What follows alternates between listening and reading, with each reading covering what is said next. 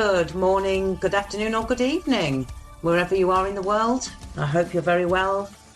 You're listening to Autistic Voices on UK Health Radio. I'm Evalynne Charmer. I'm a paediatric therapist and I'm the director of EdElf Child Therapy Limited and its sister training company for therapists, the Child Hypnotherapy Institute. And I've recently been diagnosed autistic myself. So I'm very inspired to bring you a diverse and rich range of autistic voices from the community. People who are diagnosed, people who are not diagnosed, people who work alongside and collaborate with autistic families or autistic adults, people who identify as neurodivergent. Please come and join the conversation. I'd love to hear from you. You can email me at Evalynne, that's EVALYNNE, at childhypnotherapyinstitute.com or contact me via the show. Thank you for joining me with Autistic Voices on UK Health Radio.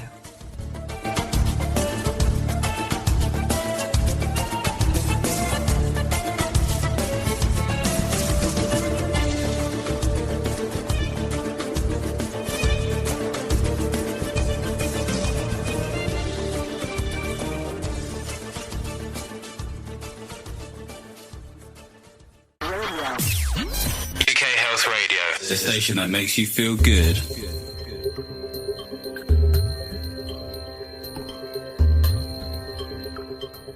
Hello, welcome to Autistic Voices. I'm Evalynne Charmer from EdElf Child Therapy, and I'm going to be talking today to my special guests from Autism Wellbeing Community Interest Company.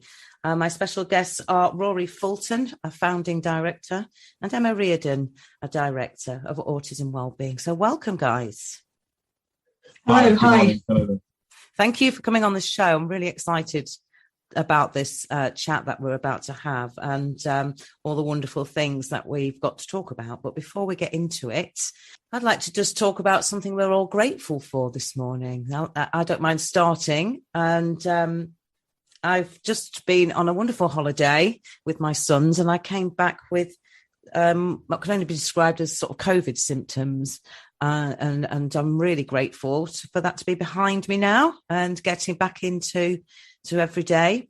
I'm grateful for my pets. I've got 2 pet ferrets, which are real characters. And this week I got 2 new pets. So I got 2 cats, and they are older cats. So it's really difficult for animal rescue places to find homes for older pets. Yeah, I've had cats for years and years and years. So we decided on Monday that we would have these 2 cats. So they've come to live with us, and one of them's very affectionate, and the other one's just behind the sofa all the time. But I'm really grateful for animals and the love and affection we get from them, and that we can show to them. Yeah, that's a lovely thing to be grateful for. Thank you. What about you, Rorie?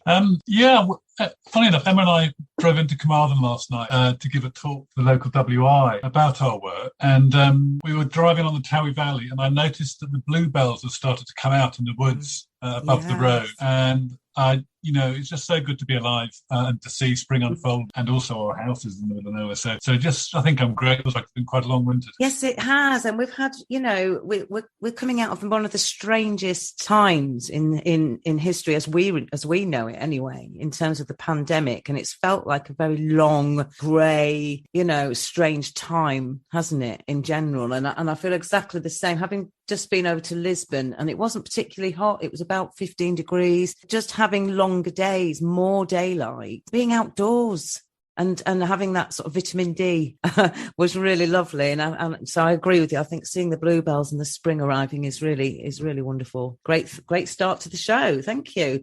So your organisation is a social enterprise. It's a community interest company, which means it's not for profit. And it's called Autism Wellbeing CiC. So tell listeners about the organisation. Yeah, we've been going since 2018, and as you say, we're a social enterprise, so we're not for profit, which is how we like it. Although I'd like to be richer, but that's a very good model for us to work in. Before setting up Autism Wellbeing, I ran a charity, and that was great fun. But with a charity, obviously, you're dealing with trustees, and that can take time. So if you have a really good idea, And in our team here, Autism Wellbeing, people are always having good ideas. If you're a social enterprise, you can just go and do it, which is it's really exciting. So it can be very agile. So that model is one that's important to us. The way that we work at Autism Wellbeing is very much in collaboration with each other and also with the people that we work with and for. In the team here, we've got a range of neurologies. We've got practitioners who have diagnoses of autism, of dyspraxia, of dyslexia, ADHD. We've got sensory impairment. So, we really try and walk the talk. And everything that we do here is co-produced by those team members. So we're always able to offer something that has a genuine, authentic autistic perspective in it, which is very meaningful to us. In terms of what we do, I think I'd say what we do falls under two headings, really. On the one hand, we do work that seeks to change the language around autism. I know we're going to come to this a bit later when we chat. So, for example, if I just give you an example, we published a book in 20 called Sensory Trauma, Autism, Sensory Difference and the Daily Experience of Fear. So sensory trauma is a construct or a phrase, if you like, that we've come up with and we've kind of put it into the debate. And that book's been read all over the world many times, and we've got lots of feedback from it. So that's one of the things we do. We try and address the language. And then at the same time, alongside that, we provide, we work directly with autistic people and with their, what we would call their coalition partners, by which we would include mums, dads, siblings, partners, and so on, grandpas, grannies, uncles, and aunties, all the people that might be alongside the autistic person, we would refer to them as coalition partners. And again, that's a word we don't choose lightly, this idea of coalition, of working together. So we have a range of services that we offer, and we work alongside coalition partners and autistic people in that sense. We've got online courses that we offer. We've got some very nice, very warm and welcoming online spaces, peer-to-peer support groups. At the moment, we have two of those that Emma moderates. One of them for autistic adults with or without a diagnosis. And then the second one is for mums and dads, typically, or carers, I should say, of autistic people. And obviously, lots of people belong to both those or are members of both of those groups. And then we also offer psychological support to autistic people, and that's a specialist service that one of my colleagues offers. And that's very meaningful to us, to be able to offer psychological support that is not generic, but specialist. People really value that. And then I should say, finally, we also have a phone line, which is something that I look after, and people can book a phone slot through our website. The slots on the website are 15 minutes long, but I tend to talk to, if it's a first conversation, let's say with a mum or a dad or an autistic person, then they often last an hour and a half, because the perspective on autism that we bring to bear at Autism Wellbeing is distinctive, and we'll perhaps talk about that later. But so there's that phone line, which is a free phone line. Unfortunately, it's not funded yet, but we provide it nonetheless, and people can ring in, or they can email, or whatever they want. They can Zoom, obviously whatever the person prefers. So we do a range of things, really, and we like to be responsive. So the social enterprise model works well for us. Emma, have I missed anything, do you think? I think you're right about it being responsive, because during the COVID pandemic, right when it started, we recognise the specific challenges autistic people may be facing. So sudden change to the layouts of towns, the way you can access shops, sudden changes to routine, school classrooms suddenly not allowing you to bring certain equipment in because of health and safety type regulations. And I think we produced more than 100 free resources throughout the pandemic, everything from coping with change, understanding the language used in the pandemic. We even did some fun activity sheets instead of, looking at it in terms of, oh my goodness, everything's changed in town, see how many different ways when you're in town you can spot a sign that tells you 2 meters to keep 2 meters apart. So we introduce lots and lots of sort of fun activities as well. And the beauty of the way we work is that something would come on the news, there would be a change in regulations. By the morning, we could have produced some guidelines, some tips, some supportive resources for people to help them throughout the pandemic. Yes, I've seen some of those on your website. And for those listeners who want to be looking while we're talking, the website is www.autismwellbeing.org.uk. And is there, I'm assuming, I haven't seen actually the helpline information. Is that on there as well? It is. I can give you the number now if you like. Yeah. Yep. The number to call for Autism Wellbeing is 07393 664 048. And I'm in the office on Wednesdays, Thursdays and Fridays. Fantastic. And we can people can see that in the bio as well, which will go out with the show. So Rorie, having a look at your background's in education, academic research and mental health advocacy. You've written a number of papers and learning resources.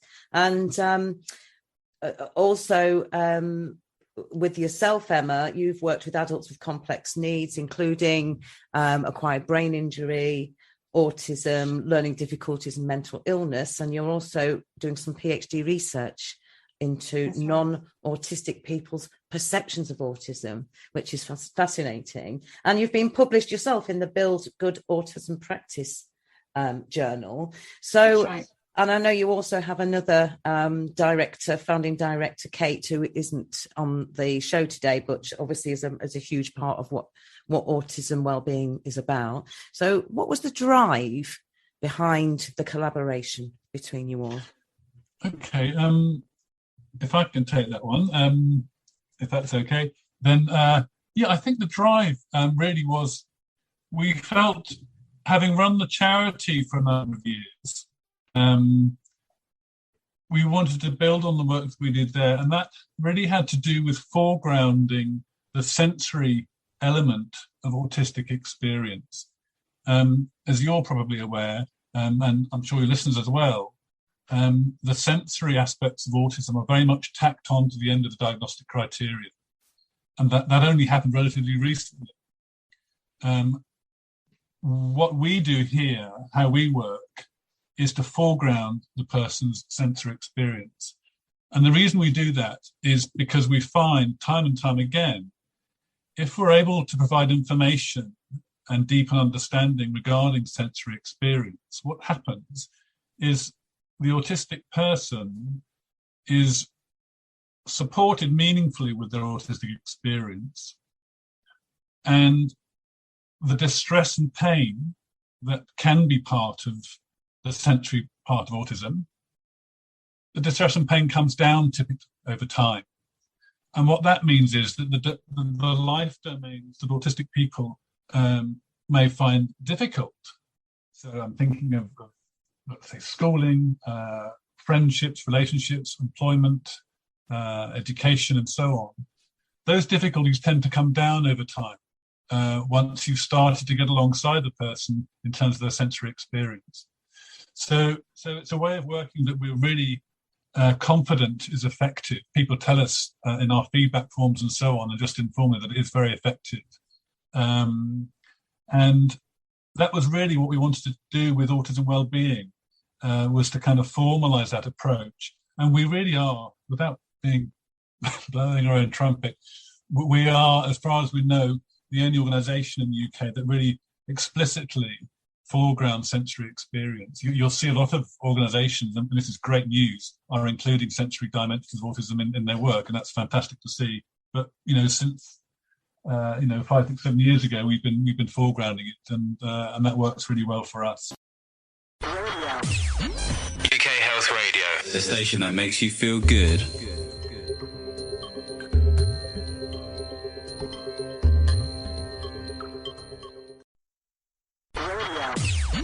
UK Health Radio, the station that makes you feel good.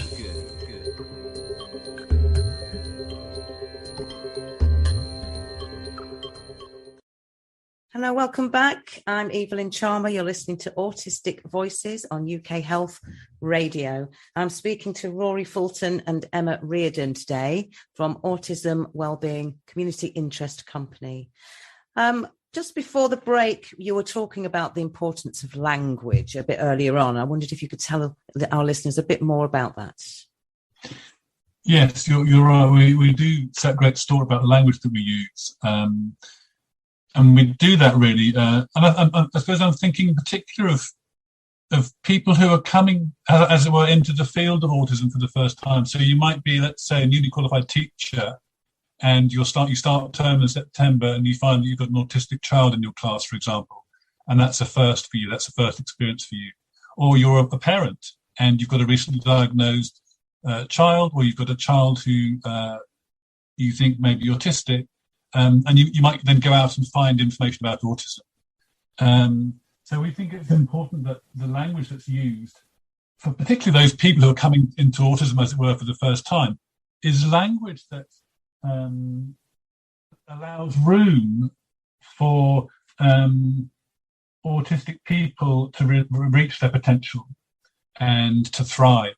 What you might call the frame of autism as it currently exists uses words and phrases that tend to foreclose opportunities, whereas what we prefer to do is to use language that opens up opportunities.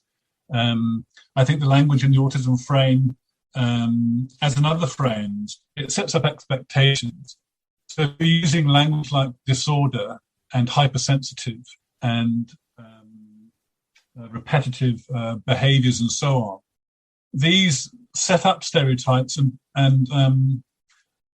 perpetuate stereotypes. And if you've then got expectations for autistic people to be a certain way, then what can happen then is that the outcomes that they experience in their lives tend to follow a certain pattern again. So trajectories in autistic experience tend to mirror, if you like, or to echo this kind of language. And if you take time to research these sorts of things, as obviously we do, then you'll know that autistic people's lived experience in multiple life domains is very different to their non-autistic peers. Autistic people tend to die 16 years earlier, 16 years younger than non-autistic people. I shan't go into those other domains, but there's all sorts of data which will make quite clear to you that autistic people's lives are different to non-autistic people's lives.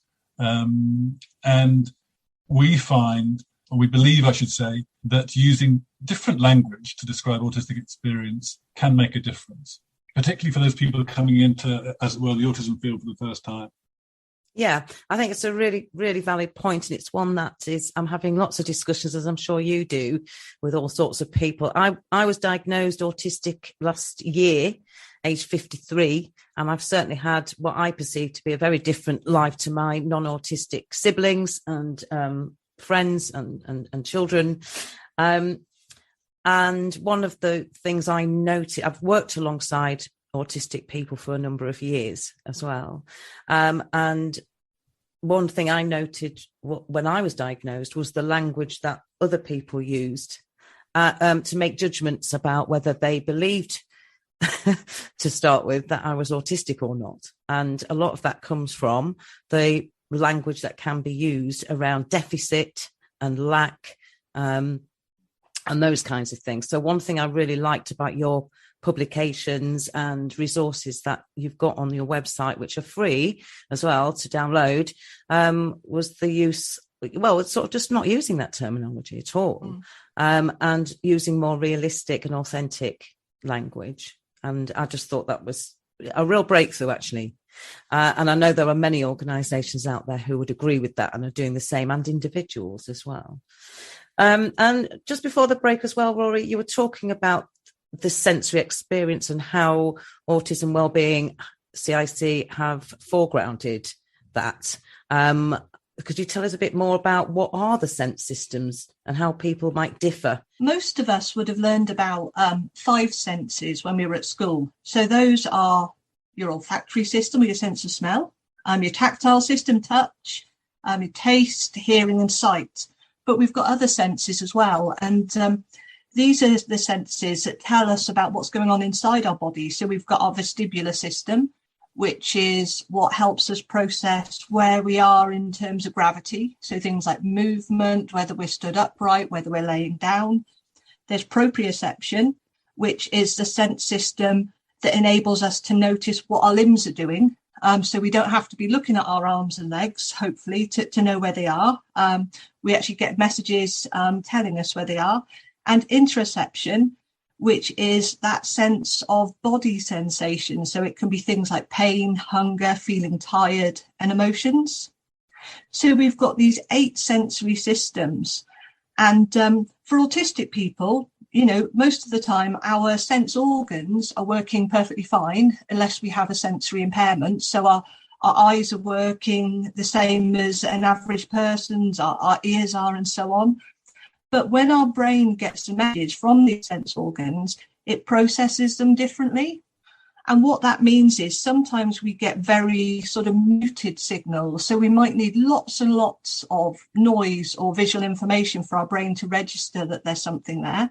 Or sometimes when our brain gets these signals, it's in a very heightened way. So we only need to hear a tiny bit of noise and our brain is registering it as a really loud noise that somebody else might experience. And as well as these kind of heightened and muted processing sensations, we might find that sensory information is distorted, or it takes a long time to get there. One of the ideas that's I find is important is this idea of sensory experience fluctuating for autistic people. So the kind of differences that Emma just mentioned, where you may have muted sensory sensation or heightened sensation, or there might be a delay in processing sensory information. Those differences can fluctuate within a particular sense, and they can also fluctuate between senses, depending on different variables. Yes, and I totally understand what you're talking about there in terms of, I guess it's about the survival system, isn't it? It's about our fight, flight or freeze responses, and if they're in a very alert state of dysregulation for some reason, then something coming in will really trigger a bigger survival response than if you are in a calmer, more relaxed state of mind. One of the things that I experienced working in special needs education with autistic young people was that if you can help young people to learn how to self-regulate and how to recognise when their senses are becoming really alerted, and how to then bring that back down into a more manageable position if it's not needed. I mean, of course, we don't want to teach children to ignore alert and alarm signals. But then they found that they were a lot more in control, they were a lot more able to manage longer periods of focus, longer periods of time of needing to do things. So how might our survival responses be misinterpreted, do you think? Okay, then take your example there of a child who's dysregulated and then has a distress response. What can happen in that situation? So let's say it's a classroom scenario, or it could be at the doctor's, it could be at home, it could be anywhere. What can happen if the child presents in that way as distress? It can be interpreted as a behavioural issue. So the child is simply being naughty. The child can be perceived as stubborn and willful, or they may be simply seen as attention seeking. And these interpretations fail really to pick up that the child is not experiencing a feeling of safety in their body. And that's part and parcel of autistic experience, is not feeling safe. When we're dysregulated, our physiology is cued in to pick up threat in the environment. So we're scanning the environment, and this is a human attribute. When we're dysregulated, we're cued to pick up threat in the environment, and by definition, we're not going to be picking up cues of safety in the environment. So when an autistic child becomes distressed because of, let's say, a sensory event in the environment, the door slamming or the bell going or someone shouting or whatever it might be, then that distress is an authentic response, a proportionate response to the sensory experience they've just had. Whereas often, to go back to your question, it's perceived as an overreaction. You know, you need to calm down, behave, get with the program. Whereas, of course, what's going on there is the child sensory system, which after all is an autistic sensory system. It's different to a non-autistic sensory system. The child sensory system is picking up sensory information and responding to it instinctively, naturally, but differently to how a non-autistic peer might do so. So it always pays to just take a breath as the person alongside the autistic person and validate their experience.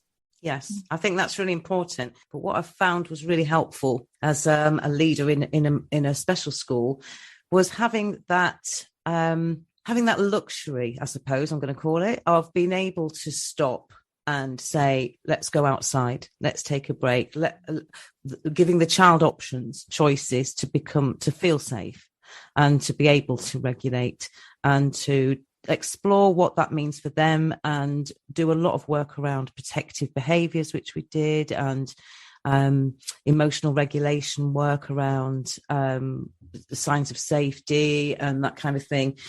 Whereas I found that working alongside mainstream schools, the pressures of having to keep the kids in the classroom and having to work in a particular way might not have been particularly conducive sometimes. And I think there's a lot of learning going on and a lot of development, and there's some brilliant work happening too. And you talk about parents, carers, family members, professionals as coalition partners, which I think is a wonderful term. So what else can coalition partners do to support the sensory experience? We talk a lot in our work about co-regulation. So Rorie was mentioning about being regulated, and that means getting that balance of information, sensory information that's coming into our bodies just right. So we're in a place where we can thrive, we can learn, we can communicate, to our potential.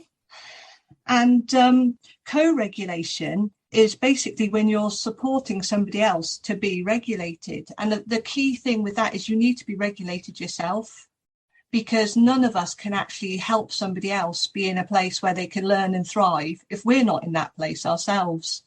And sometimes that can be things like validating and recognizing the distress someone is having. So you need to remember that all the times that an autistic person is perceived as overreacting to a sensory event in the environment, they're not overreacting, they're responding in a totally proportionate way to what they're experiencing.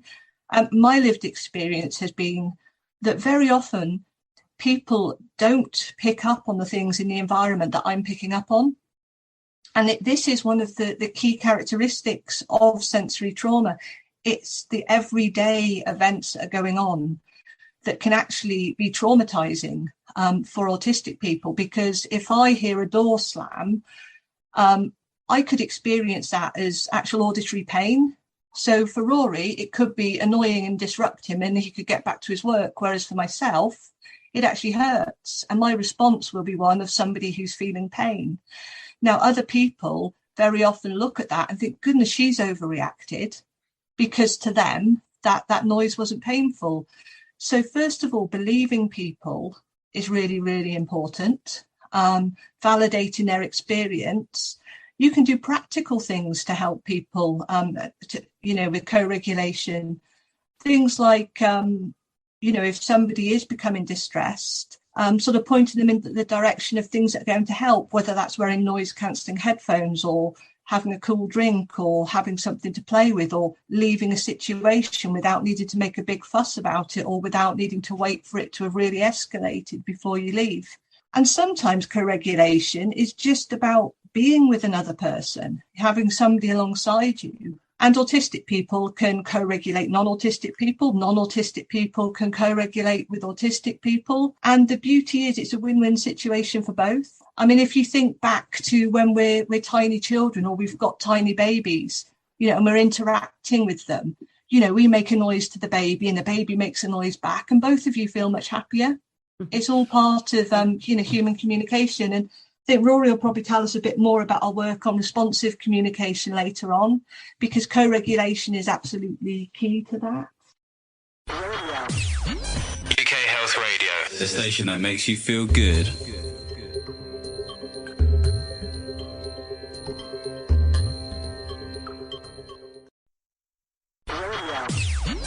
UK Health Radio, the station that makes you feel good.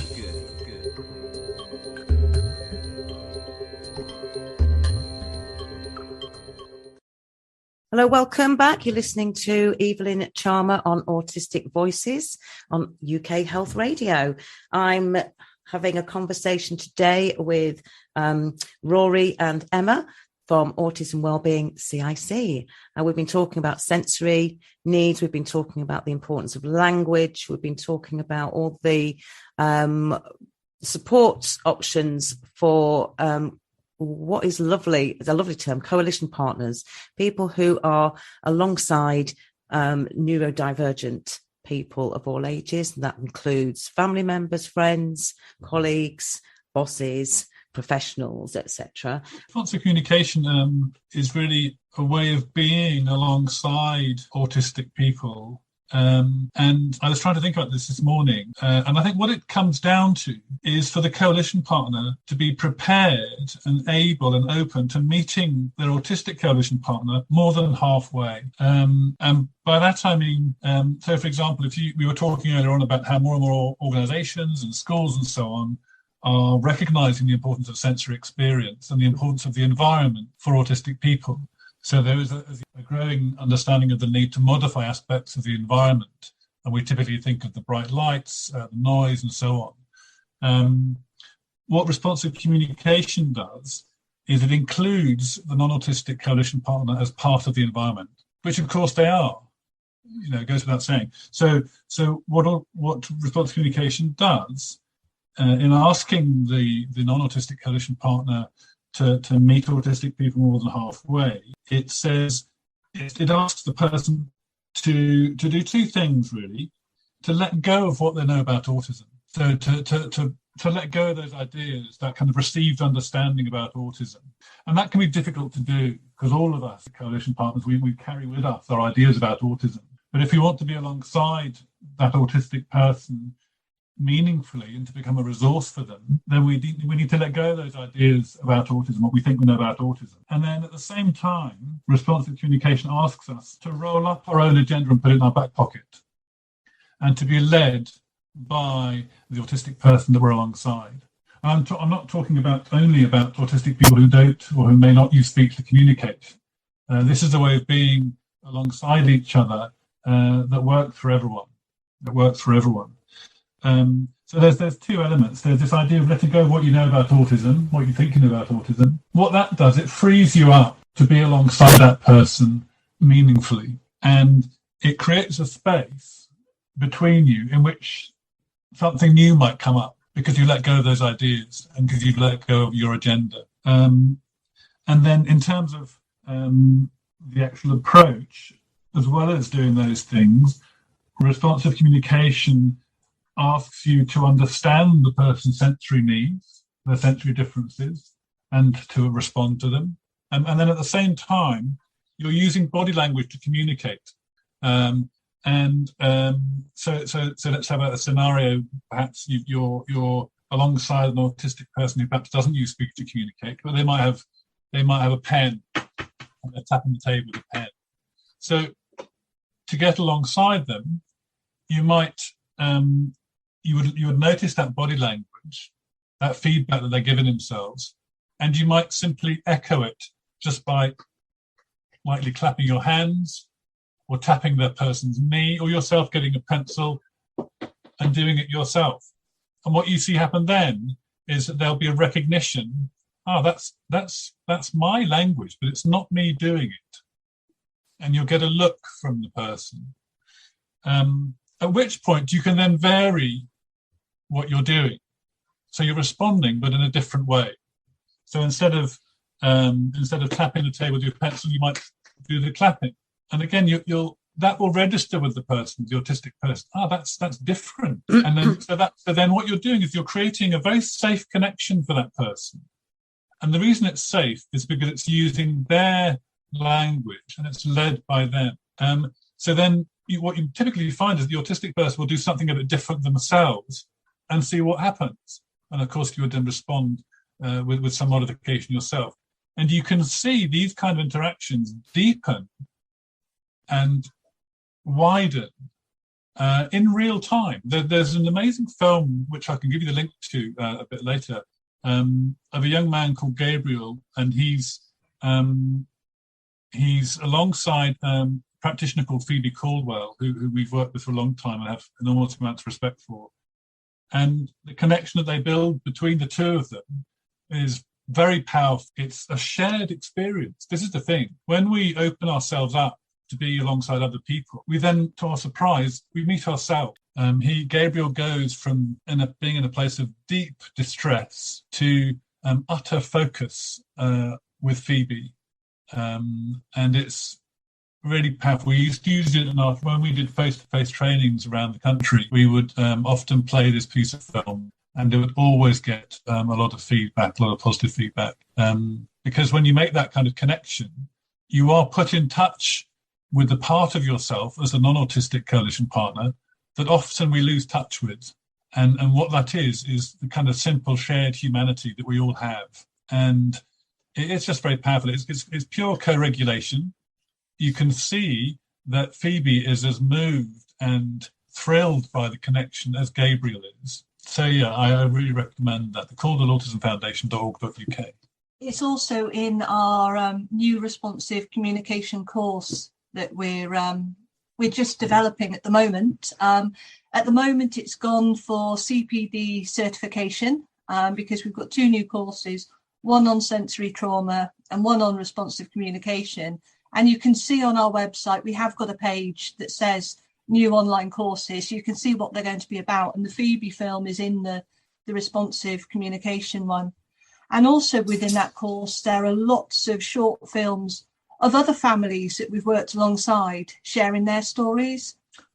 So as Emma said, we've got a members area we're going to launch in a few weeks, and part of the members area is you get a discounted rate on these CPD courses.